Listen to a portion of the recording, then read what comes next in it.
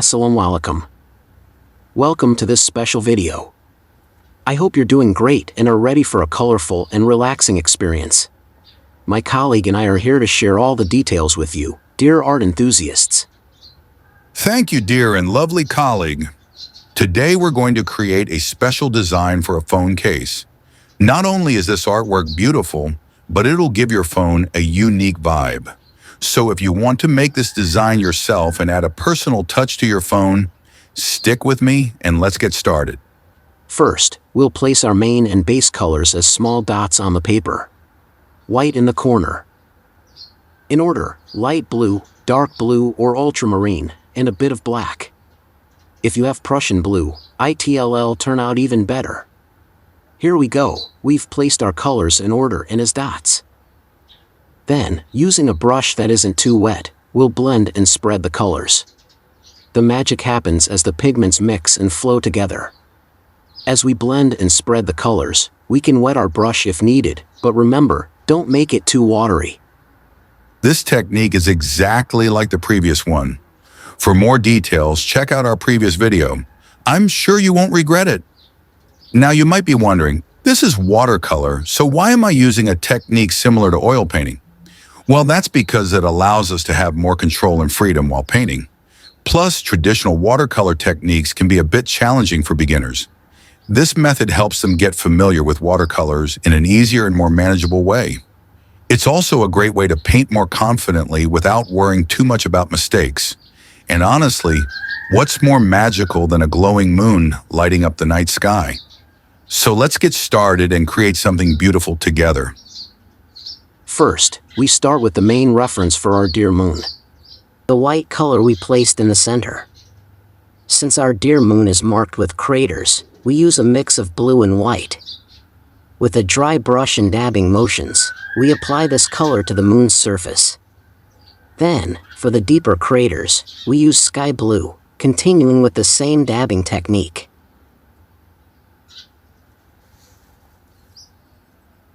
Oh, let's not forget the stars. They might seem like small details, but they bring life and depth to our night sky.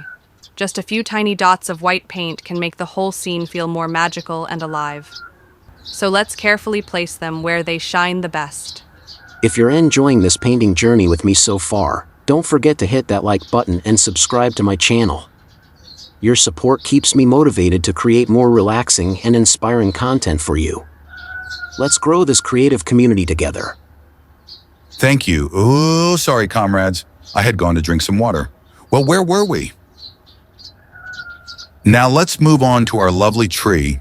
First, we apply a dark green shade in the necessary areas. Then we add a slightly lighter green where the light hits. After that, we use an even lighter green in the areas where the moonlight shines the most. Since the moon is behind our leaves, its glow affects their tone, making them appear lighter. To capture this effect correctly, we mix green with a bit of yellow to bring out the illuminated parts of the leaves beautifully. This step is really important because the moonlight gives depth and life to the leaves. The mix of green and yellow adds a soft, natural touch, making the lighting look more realistic. These little details are what turn a simple painting into something truly stunning. So take your time with this step, and remember, nature is full of hidden colors. We just need to learn how to see them and bring them to life on paper. Now it's time to paint our lantern. First, we sketch its basic shape using black. Then we add volume by shading it with different tones of steel gray.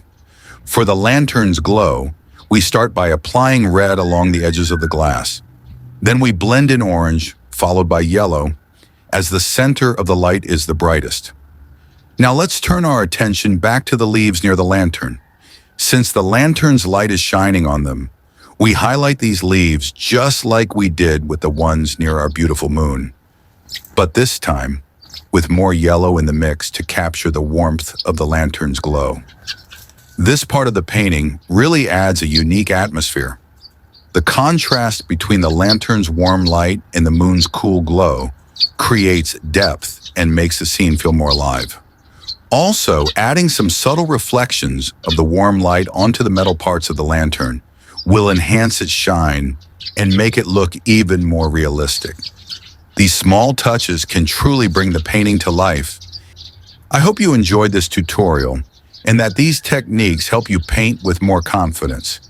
Remember, art is all about practice, experience, and most importantly, enjoying the process of creation. So grab your brushes and get started. If you like this video, don't forget to like and comment. And if you have any questions, feel free to ask. Until the next video, stay creative and shine bright. And that's our beautiful painting. A glowing night with a beautiful moon and a warm lantern lighting up the darkness. If this video brought you some joy or made you feel something special, please show your support with a like and subscribe. Your support means the world to me and keeps me going so we can create more beautiful pieces together. From the bottom of my heart, thank you for being here.